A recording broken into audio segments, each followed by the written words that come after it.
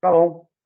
Hoje nós vamos para a nossa primeira aula do alinhamento profético da Escola de Ativação Profética.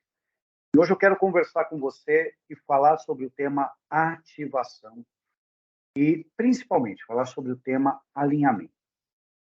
O que é um alinhamento profético? O tema da aula de hoje é o que é um alinhamento profético e quais os riscos que nós temos de nos movermos fora de um tempo profético.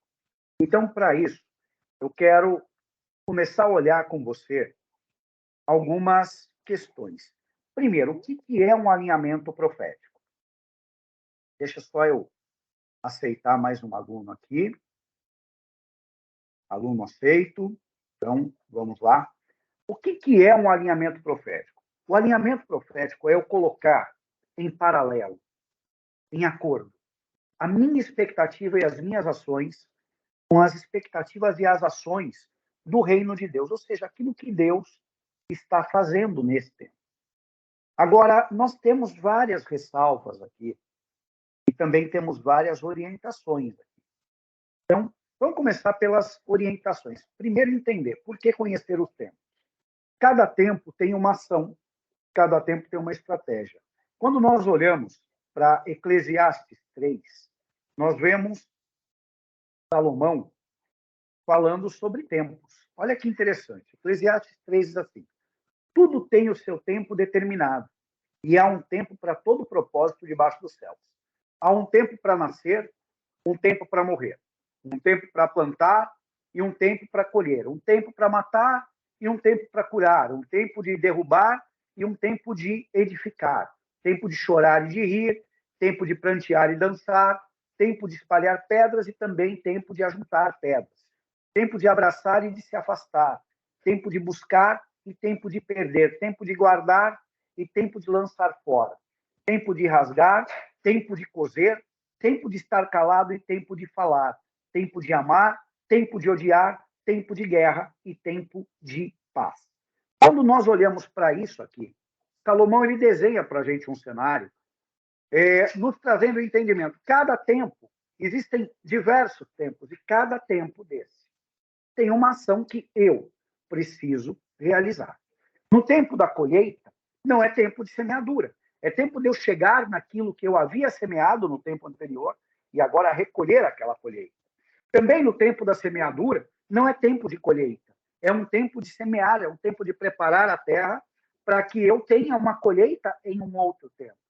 Se eu agir no tempo errado, se eu tiver a ação errada no tempo errado, eu não vou ter resultados. Então, assim, nós temos que estar alinhados com propósitos, estar alinhados com os tempos e, principalmente, estar alinhado com o entendimento que cada um destes tempos, que estão lá em Eclesiastes 3, tem para a minha vida. Eu preciso ter esse entendimento. Qual que é o tempo que eu estou vivendo? É um tempo de semear? Então, eu preciso ter ações de semeadura. Eu preciso ir lá, eu preciso tirar da terra o que é impedimento, tirar da terra o que são pedras, restolhos, o que ficou ali que pode me impedir de ter uma colheita e semear naquela terra. Também, se for um tempo de semeadura, não vai adiantar eu querer colher, porque eu estou no tempo errado. E se é um tempo de colheita, não adianta eu querer semear. Cada tempo tem a sua ação.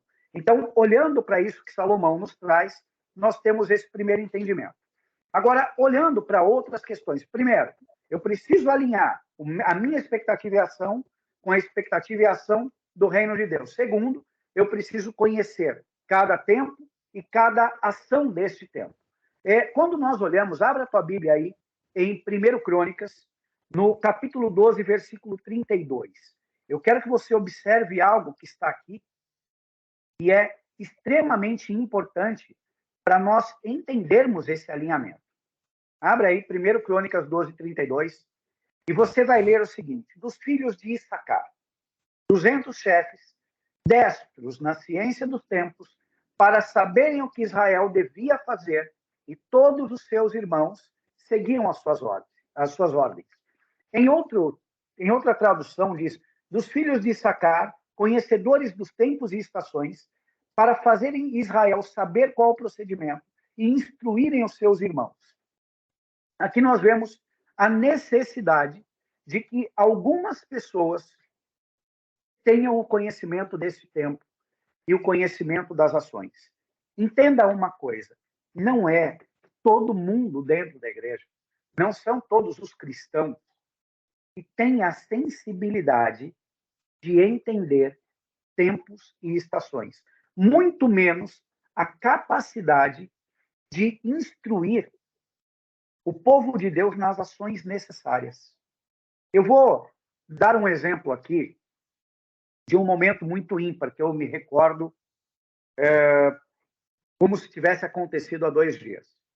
No dia 4 de setembro de 2001, eu estava reunido com alguns intercessores e nós estávamos orando pelas nações. E em um momento, quando nós liberávamos o favor de Deus sobre as nações, o Espírito Santo ele trouxe uma palavra ao meu espírito. Ele disse: filho, a águia vai sofrer um duro golpe, ela vai ser marcada. Os Estados Unidos terão uma ferida que nunca mais será removida da sua história. É necessário que o meu povo ore pelos Estados Unidos. E naquele momento, nós começamos a interceder, pedindo para que houvesse o favor de Deus sobre os Estados Unidos, para que Deus despertasse ao redor do mundo profetas e intercessores para orarem pelos Estados Unidos. E no dia 11 de setembro, nós tivemos o atentado que destruiu o World Trade Center, as 2 torres, e diversas pessoas morreram ali. Mas haviam outros atentados que estavam programados para aquele mesmo dia. Um deles era sobre o Pentágono, e esse não aconteceu. E talvez você pergunte, tá, mas o que isso tem a ver com o alinhamento profético? O alinhamento profético é o conhecer tempo e o que está para acontecer naquele tempo, para que eu ore ou para que eu haja da maneira correta. Isso tem tudo a ver com a intercessão, isso tem tudo a ver com o me mover na esfera profética e não mais no natural. Tem muito cristão que só se move no natural. Ele se move por sentimento, ele se move por conhecimento de situações, mas ele não se move no tempo espiritual. E eu vou te dar mais um exemplo aqui, olhando para a Bíblia agora, sobre me mover no tempo correto e me mover no tempo espiritual. Nós olhamos em Lucas 15 a história do filho pródigo. Mas eu não quero trazer a tônica sobre o filho pródigo, porque todo mundo já conhece a história dele. Mas eu quero trazer o teu coração agora para o coração do irmão mais velho do filho pródigo e para o coração daquele pai. Eram corações que agiam em ações diferentes e viviam em tempos diferentes. Eles colidiam. Mas é interessante você olhar o que aquele filho diz quando ele descobre que o pai está dando uma festa para aquele irmão que havia ido embora, que havia gastado todos os bens. Ele diz assim: eu sempre te servi, eu nunca saí do teu lado, eu nunca te desobedeci, e você nunca me deu nenhum cabrito para eu comer com os meus amigos. Olha que interessante. O coração do pai via restauração, via ressurreição. O coração daquele filho via discórdia, via questionamento. Dizia que o pai estava fazendo uma coisa que era injusta. Achava que sabia o que o pai estava fazendo e o que o pai deveria fazer, porque ele disse: eu sempre fiz o que você me mandou fazer, eu sempre te servi. Eu sempre estive do teu lado, eu nunca saí do teu lado. Mas a pergunta é: aquele filho conhecia o coração do pai? Aquele filho sabia o que o pai estava fazendo? Não. E hoje nós temos muitos cristãos que não conhecem o coração do pai. Não sabem o que Deus está fazendo. Acham que conhecem a Deus, acham que conhecem os propósitos, os tempos, as ações que Deus está realizando. Alguns até dizem que nós estamos vivendo um avivamento ou que nós estamos vivendo o tempo do fim. mas poucos entendem o que Deus está fazendo. Um exemplo disso é esse tempo que nós vivemos, que é o novo normal, depois de uma pandemia, depois do que aconteceu, e essa pandemia que muitos repreenderam como sendo algo do diabo. Não foi.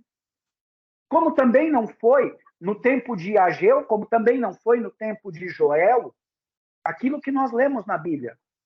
Os gafanhotos, ou o lançar sobre um saco furado, o semear muito e colher pouco, nada disso foi provocado pelo diabo. Nos dois casos, em Joel e em Ageu, Deus diz: o meu exército, o que eu com a minha boca soprei. E nesse tempo, esse novo normal que nós vivemos, aquele início daquela pandemia 2 anos atrás, era o próprio Deus, fazendo com que as nações o ouvissem a grande e bom som, porque há muito tempo ele estava dizendo: olhe para dentro da sua casa.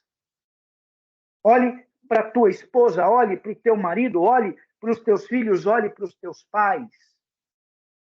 Por quê? Porque é necessário que a família seja restaurada, porque a família é a base, não apenas da sociedade, mas também a base da igreja e a base de um sacerdócio. E a família vem sendo atacada ano após ano pela mídia, pelo diabo e pela religião. E aí, nós temos dito e dizíamos antes da pandemia, nós não temos tempo. Nós trabalhamos demais, eu tenho o meu trabalho, eu tenho o meu ministério, eu tenho que fazer determinadas coisas, eu não tenho tempo para estar dentro da minha casa, eu não tenho tempo para brincar com meu filho, eu não tenho tempo para conversar com a minha esposa, para conversar com o meu marido, eu não tenho tempo para agir como família. Mas, no meio de tudo isso, Deus, como um pai tremendo que ele é, vinha falando há muito tempo: olha para dentro da tua casa. E a primeira vez nós não ouvimos. A segunda vez ele disse: olha para dentro da tua casa, com um pouco mais de peso naquela voz, como um pai que vem falando ao seu filho: pare com isso, você vai se machucar. Na primeira vez ele fala de um jeito, na segunda ele já traz uma carga maior naquela voz, uma autoridade maior. E na terceira, aquele pai é obrigado a agir. Como ação, Deus nos colocou a todos dentro de casa, para que nós reaprendêssemos a ser pai, a ser mãe, a ter filhos. Deus tirou tudo que nos tirava de dentro de casa e fez com que o mundo todo estivesse dentro de casa. Nos deu uma chance de aprender de novo a ser família. Mas ainda assim, muitos não entenderam este tempo e nem as ações que este tempo exigia. Você concorda comigo? Quando nós olhamos para a tribo de Issacar, 200 homens, perto de milhares que se juntaram a Davi naquele momento, representa tão pouco. 200 homens, perto de 32 mil de uma tribo, de 120 mil de outra tribo. O que são 200 homens? Mas aqueles 200 homens, eles tinham a tarefa de conhecer o coração de Deus, de buscar de Deus o tempo que aquela nação, que aquele povo estava vivendo. Para quê? Para trazer para eles a ação que aquele tempo necessitava. Se eu não entendo isso, eu começo a agir diferente daquilo que eu deveria agir. Um outro exemplo bíblico de disparidade de ação. Nós olhamos para João Batista. João, um profeta, começa seu ministério dizendo: eu sou a voz do que clama no deserto e endireito os caminhos para a vinda do Senhor. Aquele homem vê um dia Jesus passando e ele diz: este é o Cordeiro de Deus que tira o pecado do mundo. Dias depois, Jesus vem até ele para que ele o batize. Ele não queria batizar Jesus porque ele reconhecia quem era Jesus. Mas Jesus diz assim: é necessário que isto seja feito. Então, ele batiza Jesus, naquele momento ele vê céus abertos, ele vê o Espírito Santo vindo sobre Jesus como uma pomba, ele ouve a voz do céu dizendo: "Este é o meu filho, em quem eu me alegro". E naquele momento, ele deveria ter feito valer uma palavra que ele mesmo liberou. Ele disse: "É necessário que ele cresça e eu diminua". Mas naquele momento, o coração de João, por algum momento, muda. E nós vemos a seguir, Jesus pregava nas cidades, multidões o seguiam. João pregava nos desertos e alguns poucos discípulos o seguiam. O ministério de João havia acabado. O Cristo havia se manifesto. O que ele ainda estava pregando? Por que ele ainda estava com um ministério paralelo? Porque agiu fora do tempo. E quando ele age fora do tempo, ele perde a visão e o ego começa a falar. Você vê que ele confronta Herodes, ele se levanta contra uma autoridade. Ele expõe essa autoridade em público, ele vai preso. E no cárcere, João chama um discípulo, manda esse discípulo ir até Jesus para perguntar se ele era o Cristo ou se eles ainda deveriam esperar. Aonde foi que João esqueceu o que ele mesmo profetizou, o que ele mesmo revelou e o que ele mesmo viu? No momento em que ele deixou de agir, no tempo e ter a ação correta para aquele tempo. Então, esse é um dos momentos que nós olhamos e falamos sobre conhecer o tempo e conhecer a ação desse tempo. Agora, quais são os riscos?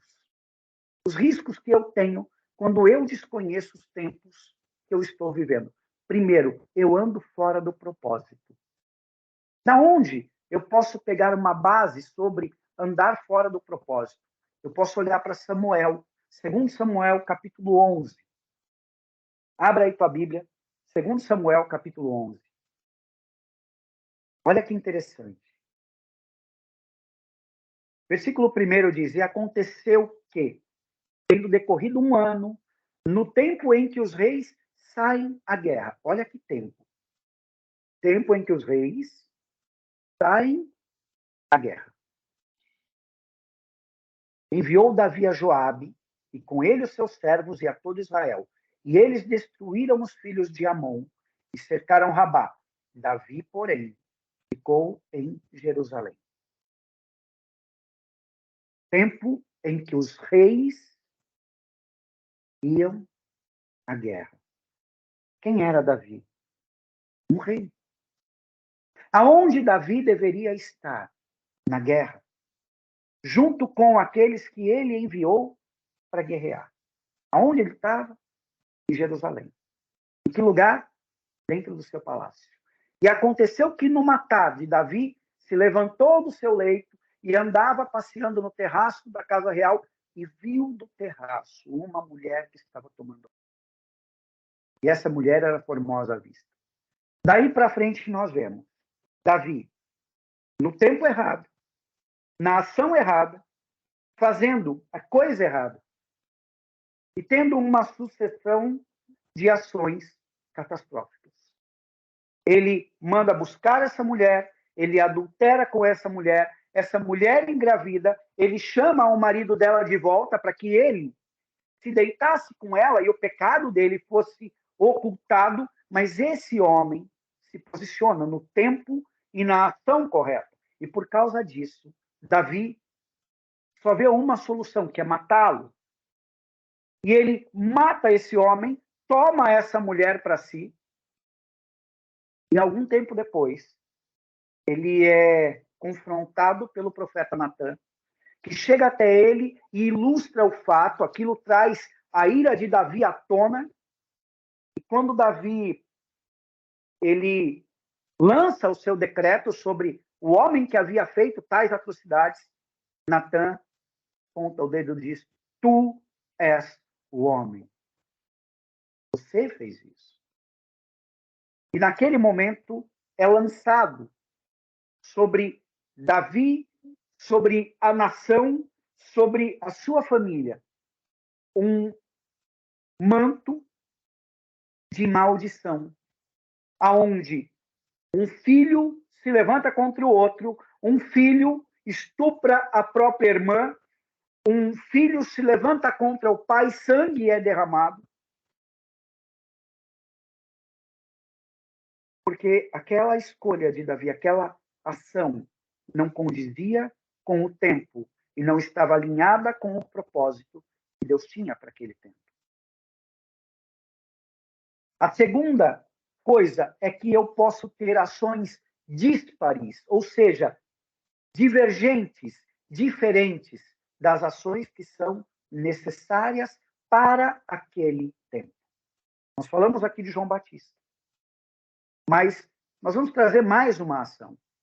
Quando nós olhamos para Saul, o antecessor de Davi, nós vemos que Saul recebe uma ordem de Samuel. Samuel diz para ele: quando entrar na cidade, mate o seu rei, mate todos os animais, queime toda a cidade. E me aguarde, porque quando eu chegar, eu vou sacrificar. Eu vou apresentar um sacrifício ao Senhor. Mas quando Samuel está se aproximando ali do acampamento de Israel, ele sente o cheiro do sacrifício. E ele chega para Saul e pergunta: o que é que você está fazendo? E Saul diz assim: como você demorou a chegar, eu sacrifiquei ao Senhor, porque nós não podíamos ir para a guerra sem o favor de Deus. E aí Samuel escuta o barulho de animais. E ele pergunta para Saul: o que é isso? E Saul tem uma justificativa, ele diz: esses animais eu guardei para sacrificar ao Senhor. E Samuel vê que o rei, que ele deveria ter matado, estava vivo. Naquele momento, Saul é rejeitado pelo Senhor. As ações de Saul eram ações contrárias, eram ações díspares. Elas não andavam em convergência com aquilo que Deus tinha, elas eram opostas ao que Deus mandava. Por quê? Porque ele não se atinha a ouvir os tempos. E aí eu passo a ter resultados opostos também. Quando eu olho para Ageu e eu vejo, semearam muito. Qual é a expectativa? Colher muito. Mas ali Deus diz, semearam muito, colheram pouco. E o pouco eu, com a minha boca, assoprei. Vocês colocaram como em um saco furado. Vocês se cobrem, mas não se aquecem. Vocês comem, mas não se fartam. Os resultados eram divergentes. Os resultados eram opostos, porque as ações eram erradas. Eu começo a viver sob engano. Começo a viver debaixo da religiosidade, debaixo da marca da mentira. Eu começo a ouvir conselhos e conceitos que não têm nada a ver com a palavra de Deus. Isso nós vemos na vida de Abraão. Até então, Abraão, quando sua mulher, por não conhecer o teor da aliança que ele tinha com Deus, por não conhecer as ações que ele deveria ter, lhe dá um conselho. E diz: eu tenho uma escrava, que é Agar. Deita-se com ela, tenha um filho. E Abraão, ele ouve aquilo. Aquilo causa um atraso nos tempos que Deus tinha para a vida dele. Quando você olha, quando Deus fala com Abraão, naquele momento, a última vez que Deus fala com ele ali, ele tinha 86 anos. No versículo seguinte, diz que apareceu o Senhor falando com ele e ele estava com 99 anos. 13 anos de silêncio. Por causa de uma ação baseada no engano. Por causa de uma ação pautada pela religiosidade. E quando eu falo de religiosidade, eu falo de pessoas que são profissionais do altar, que não conhecem mais nem o coração, nem o propósito, nem a voz de Deus. Mas nem por isso estou dizendo que elas deixaram de ter a unção que Deus colocou sobre elas. Quando Davi fala de Saul, ele diz: ai de mim, de me levantar contra o ungido de Deus. Saul não tinha mais o espírito, Saul não tinha mais o respaldo de Deus, mas Saul ainda era o rei. E se levantar contra o rei era se levantar contra tudo aquilo que o rei representava, que era a escolha de Deus, a unção de Deus. Mas nós precisamos entender que existem muitas pessoas hoje, e quando eu falo isso, eu falo com muito peso, e eu falo olhando para Apocalipse 3:20, que é um texto tirado do seu contexto. Aquele texto foi escrito para a igreja, não foi escrito para o ímpio, não foi escrito para evangelismo, foi escrito para a instrução da igreja, para um tempo em que a igreja havia perdido o seu sentido e o seu propósito. E Deus a estava chamando de volta aos trilhos, aos eixos. E ali diz assim: eis que eu estou à porta e bato, e se alguém ouvir a minha voz e abrir a porta, eu entrarei, cearei com ele e ele comigo. Quando eu bato na porta de alguém, eu estou do lado de fora, querendo entrar. Então, a primeira coisa que esse texto me faz pensar é que o Senhor da igreja está do lado de fora da igreja, querendo tomar o seu lugar, que é no coração da igreja. Para que ele a instrua, para que ele direcione. Mas ele ata essa condição ao abrir a porta, ou seja, uma ação de homens, ao ouvir a sua voz, uma ação de homens, e esse termo grego de ouvir significa obediência. Então, abrir a porta, dar espaço para que o Senhor tome o seu lugar, direcione a sua igreja e esta igreja lhe ouça obedecendo. Ou seja, haja um alinhamento entre aquilo que é o propósito de Deus com a ação desta igreja. Este é o tempo que nós precisamos trazer. E aqui existem essas marcas de religiosidade que geram no povo maldições. A maldição de ser conivente com o pecado. A maldição de ser conivente com ações e com ensinos que são contrários ao que o Espírito tem trazido sobre a igreja. A maldição de me mover pela minha emoção, pelo meu coração, não pelo propósito, não pelo direcionamento, não pela palavra, não pela voz de Deus, mas pelos achismos, pelas marcas, pelas feridas, pelas dúvidas que eu tenho no meu coração. Uma das coisas que esse alinhamento nos chama é para curar feridas do coração de um povo que tem ferido outros porque as suas feridas ainda não foram tratadas. Nós vemos muitos homens e mulheres proféticos. Não estou dizendo profetas, mas estou dizendo proféticos. Por que eu estou dizendo proféticos? Existe uma geração neste tempo que ainda não sabe qual é o seu papel, muito menos qual o seu dom. Mas ela é diferente das outras gerações e das outras pessoas. Existe no espírito dela um sentimento diferente das outras pessoas. O humor dela muda muito rápido. Algumas pessoas poderiam dizer que é um problema psicológico e dizer que são pessoas bipolares. Mas essas pessoas que mudam muito rápido o seu humor, têm picos de humor, e não tem motivo. Não existe um gatilho para aquilo. que existe uma ansiedade que ela não sabe explicar. Existe um senso aqui dentro de urgência, de necessidade de fazer, mas ela não sabe o que é.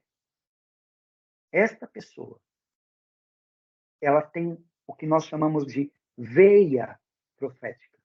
Ela é uma pessoa profética, que se move em um tempo diferente, que se move com prioridades diferentes, que se move com conhecimentos diferentes.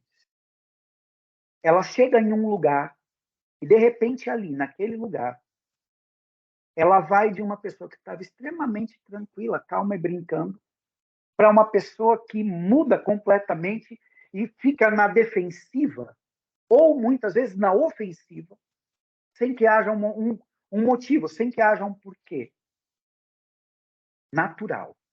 Mas há um porquê espiritual.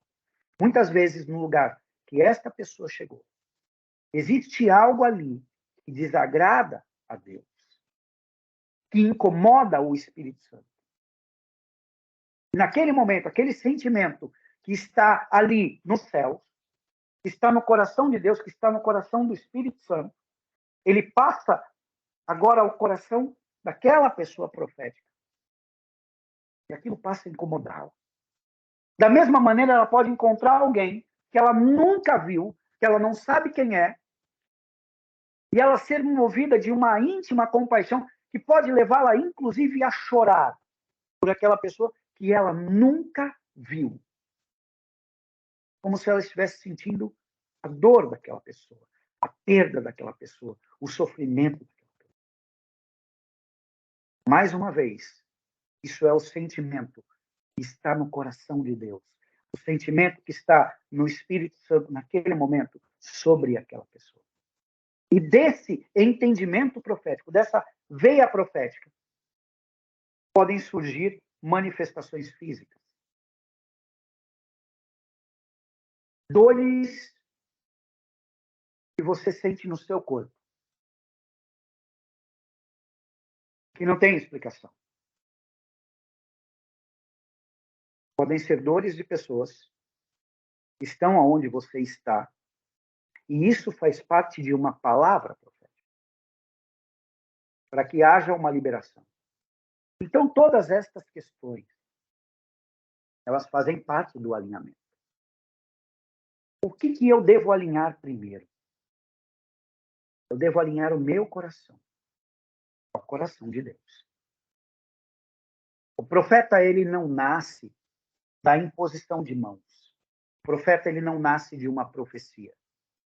O profeta, ele nasce da intimidade. A intimidade dele com o seu Deus. Quando eu olho para a vida de Elias, é nítido que aquele profeta nasce da sua intimidade. Elias, ele não profetiza como os outros profetas. Elias, ele tem um peso na sua palavra, uma autoridade ímpar na Bíblia inteira. Ele diz assim: tão certo quanto vive o Senhor, em cuja face eu estou, tais coisas acontecerão segundo a minha. E aquelas coisas acontecem. Quando eu olho para a vida de Elias, eu também vejo um homem que se move no tempo de Deus, que se move de acordo com o coração de Deus. Uma outra coisa que nós reconhecemos em uma pessoa profética é que, embora ela gaste, ela invista muito do seu tempo em oração, ela é uma pessoa de ações contundentes. As ações de uma pessoa profética são ações contundentes. A palavra é contundente. A ação é contundente. Quando você olha para a vida de Elias, ele libera uma palavra, mas em seguida ele confronta os profetas de Baal e os dos postes ídolos.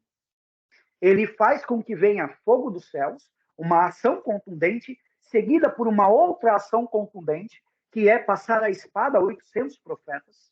Mas antes ele libera uma palavra de desafio, uma palavra que tira o povo de cima do muro, literalmente, e traz o povo para um entendimento. Ele diz: o Deus que for Deus responderá com fogo. Ou seja, a ação de um profeta provoca os céus, gera uma reação espiritual no âmbito físico. Ele consegue fazer com que o espiritual se manifeste no físico através de uma direção profética, através de uma ação profética. E é contundente. E esse mesmo profeta, ele se move agora por estratégias. Se você olhar 1 Reis 17, Deus dá direções. Deus começa falando: então Elias, o tesbita dos moradores de Gileade, disse a Acabe: vive o Senhor Deus de Israel, perante cuja face estou, que nestes anos nem orvalho nem chuva haverá, segundo a minha palavra. E depois vem a palavra do Senhor a ele dizendo: retira-te daqui, vai para o Oriente, esconda-te junto ao ribeiro de Querite, que está diante do Jordão. Você beberá a água do ribeiro, e eu tenho ordenado a corvos que te sustentem. Foi, pois, e fez segundo a palavra do Senhor, porque foi e habitou junto ao ribeiro de Querite, que está diante do Jordão. Ele não só tinha instruções para o povo, como ele tinha estratégias para a vida dele. Porque Deus sempre vai falar com uma pessoa profética ou com um profeta, trazendo para ele direções para o povo e trazendo estratégias para ele. A cada novo tempo que Deus inaugura, há um novo mover do Espírito Santo. E para cada novo mover, há uma nova unção, uma nova direção, um novo propósito. E nesse tempo que Deus está trazendo, Ele está levantando uma nova liderança e trazendo sobre essa liderança uma nova unção, para que ela gere algo novo. Até aqui, Elias começa dizendo que haverá seca. Por que era necessário haver seca? Porque aquelas águas, quando eu falo águas, eu estou falando no sentido profético, eu estou falando de revelação. Aquela revelação, ela já não servia mais. Era necessário que viesse algo novo do céu. Era necessário que houvesse um tempo de sede, um tempo de desejo, um tempo de necessidade para que aquele povo se voltasse para o Senhor novamente. Para que aquele povo tivesse sede de uma revelação genuína. Para que eles saíssem da superfície e mergulhassem em águas profundas. Mas era necessário que aquele povo voltasse a ouvir uma palavra de direção que os tirasse da ação comum e da visão rasa. E quando você continua lendo esse texto, você vê que os corvos o alimentavam, ele tomava a água do ribeiro até que, passados os dias, aquele ribeiro secou. E então, mais uma vez, vem a palavra do Senhor a Elias dizendo: levanta-te, vai a Sarepta, que é Sidom, habita ali, porque eu ordenei a uma mulher viúva que te sustente. Quando ele chega naquele lugar, ele vê aquela viúva. Mas aquela viúva ainda não tinha o entendimento daquele tempo. A perspectiva dela era de morte. Ela olha para Elias, Elias pede água, e ela diz: eu vou buscar. E ele pede para que ela faça para ele alguma coisa para comer. E ela diz: ah, meu Senhor, eu não tenho nada em casa. Se não, um pouco de farinha, um pouco de azeite. Eu vim aqui pegar alguns cavacos, algumas raízes, para fazer um cozido, porque comeremos, eu e meu filho, e morreremos. E ali Elias, ele dá uma direção. E tira essa mulher daquela situação de morte, daquela visão de um futuro de destruição, para um tempo de provisão e milagre. Mas se ele não entendesse o tempo, se ele não entendesse a ação, nada disso ia acontecer. E o interessante é que neste tempo, e em todos os tempos da Bíblia, Deus ele vai dando revelações progressivas. O Espírito Santo ele vai falando à medida que nós vamos caminhando. Nós vemos esse exemplo também em Ezequiel 47, quando diz que Ezequiel tem uma visão de águas que saem do santuário, e ele vê um homem com um cordel de medir, e aquele homem começa a andar naquelas águas, e ele mede 1000 côvados, manda Ezequiel andar. Ezequiel está com águas agora pelo tornozelo. Aquele homem mede mais 1000, manda ele andar de novo. As águas agora estão no joelho. E ele manda Ezequiel andar, depois de mais 1000, águas agora estão sobre os lombos, e ele mede mais 1000. E então Ezequiel é obrigado a mergulhar naquelas águas. E é interessante que quando ele mergulha, depois que ele mergulha, ele diz assim: e então eu vi, na outra margem do rio, árvores. Ele não tinha visto antes. Porque a revelação ela estava intimamente ligada com a profundidade da obediência, com a profundidade da intimidade. Então, hoje, mais do que qualquer outra coisa, eu quero convidar você a mergulhar na intimidade. Mais do que desejar um dom profético, mais do que desejar um ministério profético, mais do que qualquer outra coisa. Deseje mergulhar na intimidade. Há um chamado para este tempo. E é o chamado que ainda ecoa desde o Éden até aqui. No Éden, Deus tinha um amigo, que era Adão. Eu fico imaginando, no final do dia, Deus visitando Adão, para que eles conversassem, para que eles traçassem planos, estratégias. Porque, afinal de contas, aquele homem estava ali, foi criado por Deus, para prosseguir no propósito que Deus havia iniciado. Deus fez um jardim, aquele homem cuidaria das árvores daquele jardim para que houvesse fruto. Deus criou animais, aquele homem iria dar nomes àqueles animais. Deus criou um homem e mulher, aquele homem se multiplicaria. Então ele tinha ali uma intimidade com Deus, ele tinha um relacionamento em que todo dia eles conversavam. O coração de Deus ainda busca um amigo. Alguém que ele possa compartilhar planos. E eu vejo isso muito tempo depois, na vida de Abraão, quando há um diálogo entre Deus e Abraão. E Deus diz a Abraão, a malignidade que havia ali, que existe ali em Sodoma, ela chegou até mim. Eu desci para ver o que estava acontecendo ali. E eu vou destruir Sodoma e Gomorra. E ali, Abraão, sabendo o tempo, sabendo a ação que Deus iria fazer, entende a ação que ele deveria ter, e ele começa a interceder pelo povo de Sodoma e Gomorra. E ele começa a dialogar com Deus, a razoar com Deus, que é o termo que está em Isaías. Vinde, pois, arrazoemos. Ele começa a arrazoar, a trazer razões para Deus, para que Deus não destruísse aquele povo. Lógico que o propósito de Deus se manteve, ele destruiu Sodoma e Gomorra. Mas Abraão conseguiu livrar um justo, que era o seu sobrinho. Porque ele sabia o tempo, ele sabia a ação, ele tinha intimidade com Deus, ele compartilhava dos planos de Deus. Eu vejo isso também em Jesus. Conhecendo o tempo que ele vivia, ele evitou entrar em ciladas, até mesmo daqueles que andavam com ele. Você vê um momento que ele conversa com os discípulos e diz: é necessário que o Filho do Homem vá, aliás, que o Cristo, ali ele não usa o Filho do Homem, ele diz: é necessário que o Cristo vá até Jerusalém e lá ele seja morto. E Pedro olha para ele e diz assim: longe de ti que tal coisa aconteça.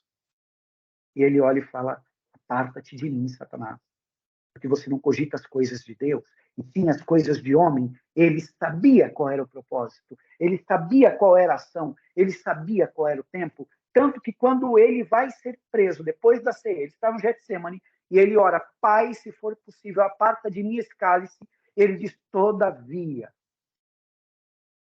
cumpra em mim a tua vontade, porque foi para este tempo. Eu acho tremendo quando ele diz foi para este tempo eu vim.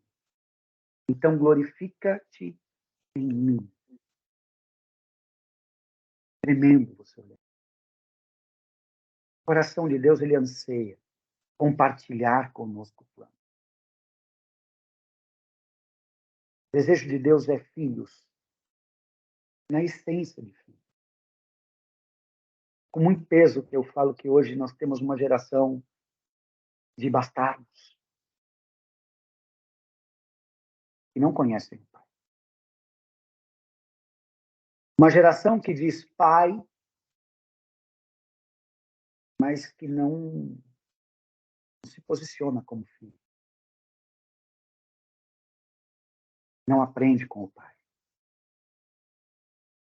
Se preocupa muito em ensinar e nunca ter aprendido. Paulo fala, se preocupam em ser mestres, mas eu mesmo não posso dar para vocês alimento sólido, porque vocês ainda são crianças. Ainda precisam aprender. Este tempo, ele exige um alinhamento de me voltar para o Senhor em espírito, alma, voltar para o Senhor. Voltar para o Senhor com todo o meu entendimento, com toda a minha alma. Buscar o Senhor como está lá em Jeremias. Buscar-me-eis e me achareis, quando me buscardes de todo o vosso coração. E então eu serei achado de vós, diz o Senhor. Quando me buscarem, eu serei achado. Deus deseja ser encontrado. Mas eu tenho que buscá-lo de todo o meu coração. Deixar de lado o meu orgulho, deixar de lado o meu ego, deixar de lado os meus títulos, deixar de lado qualquer coisa. Ser como os reis que, quando reconheciam o seu erro, tiravam a coroa, rasgavam as vestes, jogavam cinzas nas cabeças e diziam: nós erramos. Ah, Espírito, traz sobre este tempo fome e sede. Fome e sede não de coisas naturais, mas fome e sede.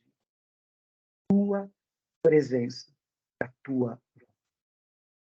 Traz fome e sede do teu conhecimento. Torna audível a voz de Deus. Torna audível os planos de Deus. Primeiro para nós, e depois através de nós. Alinha nosso coração ao coração de Deus. Alinha os nossos propósitos ao propósito de Deus. Alinha o nosso entendimento àquilo que o Senhor está fazendo agora. Torna conhecido o tempo espiritual que vivemos. Torna conhecido, revela a ação que este tempo espera. Quebra todo tipo de entendimento, todo tipo de conhecimento que seja contrário ao teu conhecimento. Em nome de Jesus. Em nome de Jesus. Levanta uma geração neste tempo que não vai estar preocupada com cargos, títulos, reconhecimento, mas que terá os pés na terra, os ouvidos e os olhos no céu, e a boca na terra. Uma geração que vai ouvir o que é dito nos céus, vai trazer esta revelação dos céus para a terra,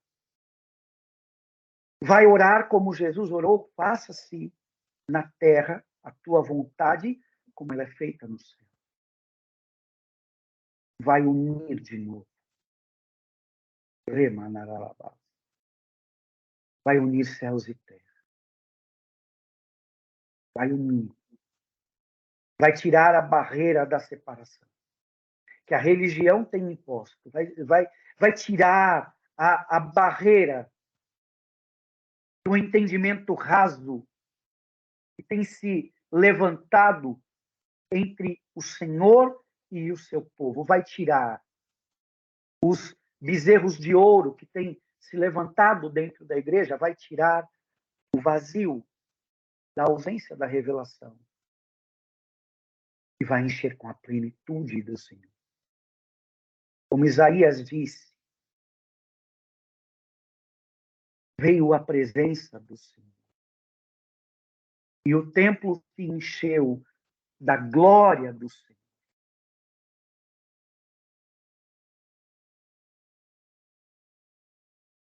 Mas isso aconteceu no ano da morte do rei Uzias. No ano da morte daquele que era orgulhoso, presunçoso, arrogante, prepotente, que se levantava contra a autoridade do Senhor. Seja este o tempo que tudo aquilo que representa Uzias na nossa vida caia. Em nome de Jesus. Que se levante uma geração que vai dar origem a novas gerações. Uma geração que não vai remover o marco das antigas gerações, mas vai construir sobre este alicerce. Não vai competir, vai seguir. Em nome de Jesus.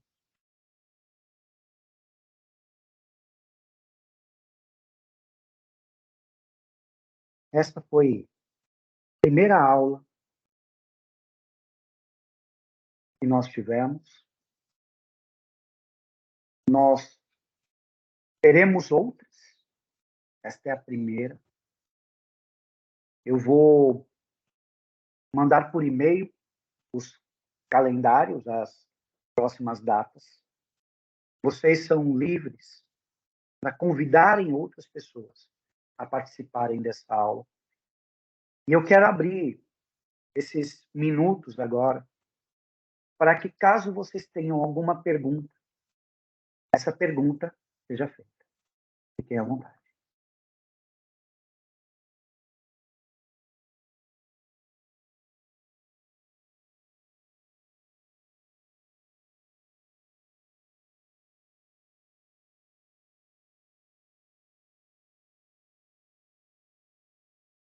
Se não houver nenhuma pergunta, eu vou encerrar. Deus abençoe a tua vida e nós nos vemos na próxima aula da Escola de Ativação. Deus te abençoe.